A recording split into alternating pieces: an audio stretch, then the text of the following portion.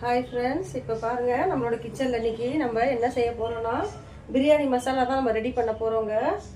அதுக்கு தேவையான பொருள் பாருங்கள். சோம்பு ஒரு 25 கிராம் வச்சுருக்கேங்க, ஒரு பட்டை ஒரு 10 வச்சுருக்கேன், ஒரு அன்னாசி பூ ஒரு 3 வச்சுருக்கேன், கிராம்பு ஒரு 15 வச்சுருக்கேன். இங்கே பாருங்கள், ஜாதி பத்திரி ஒரு 3 பீஸ் வச்சுருக்கேன், கல்பாசி கொஞ்சம் வச்சுருக்கேங்க.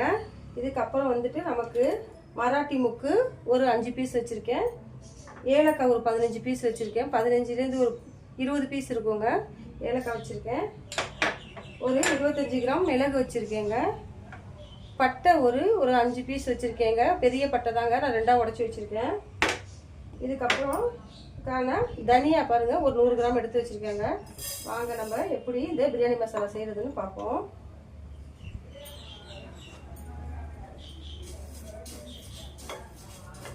இதை லைட்டாக ரோஸ்ட் பண்ணிக்கலாங்க.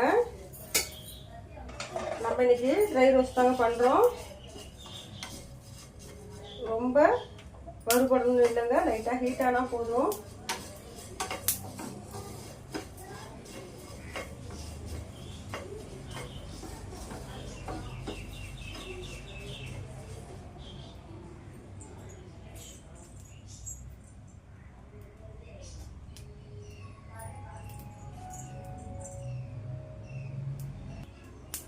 நமக்கு தனியா ரெடி ஆகிடுச்சுங்க. இதை நம்ம எடுத்து வச்சுக்கலாம். இதுலேயே நம்ம இதை பாருங்கள், சோம்பு, இந்த பட்டை, கல்பாசி, ஜாதிபத்திரி, கிராம்பு, இந்த ஸ்டார் ஃப்ரூட் எல்லாமே ஒன்றா இதில் சேர்த்துக்கலாங்க. சேர்த்துக்கிட்டு நம்ம லைட்டாக கொஞ்சம் ரோஸ்ட் பண்ணிக்கலாங்க.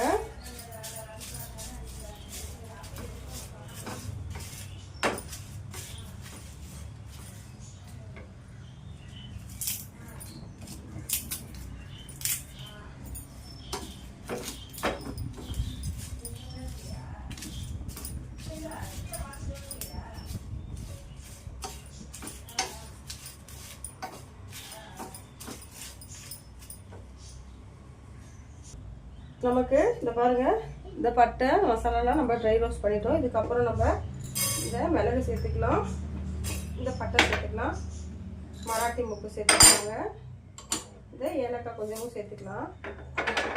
இதுக்கப்புறம் நம்ம இதை கொஞ்சம் ரோஸ்ட் பண்ணிக்கலாம்.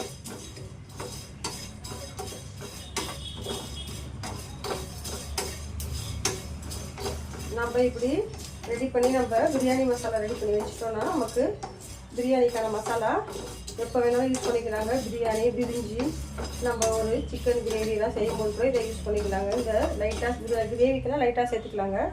பிரியாணி, பிரிஞ்சி செய்யும் போதுலாம் நீங்கள் இந்த மசாலாவை சேர்த்து நீங்கள் பிரியாணி செய்யும் போது பிரியாணி ரொம்ப சூப்பரான டேஸ்ட் இருக்குங்க.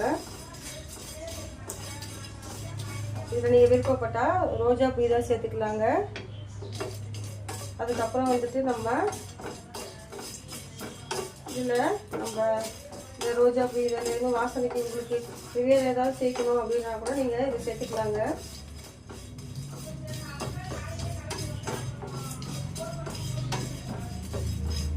இதில் ஜாதிக்காய் கூட சேர்க்குறாங்கங்க, ஆனால் நான் சேர்க்கல.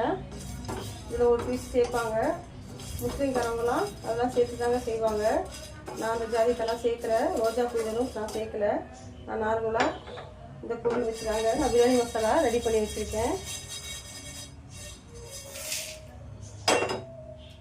வாங்க இது கொஞ்சம் நம்ம மிக்சியில் போட்டு தூளாக அரைச்சிட்டு வந்துடலாம். நம்ம லைட்டாக தான் ரோஸ்ட் பண்ணியிருக்கோம், அதனால் நம்ம அப்படியே டைரெக்டாக போட்டு இதை நம்ம அரைச்சிக்கலாங்க. இப்போ பாருங்கள், நமக்கு எவ்வளோ சூப்பரான பிரியாணி மசாலா ரெடி ஆகிடுச்சு பாருங்கள். நல்லா கமன்னு வாசனையோட சூப்பராக நல்ல பிரியாணி மசாலா ரெடிங்க. இங்கே பாருங்கங்க, பார்க்கவே எவ்வளோ சூப்பராக இருக்குன்னு. நீங்களும் வீட்டில் இது மாதிரி அரைச்சி வச்சுக்கோங்க. நம்ம இது ஒரு 3 மாதம் இல்லை 5 மாதம் கூட நம்ம ஸ்டோர் பண்ணி வச்சுக்கலாங்க. அதனால தான் நம்ம லைட்டாக ட்ரை ரோஸ்ட் பண்ணுறோங்க. சூப்பராக பிரியாணி மசாலா ரெடிங்க, நல்ல வாசனையாக இருக்குங்க. ஓகே, பாய்ங்க, நீங்களும் ட்ரை பண்ணி பாருங்கங்க.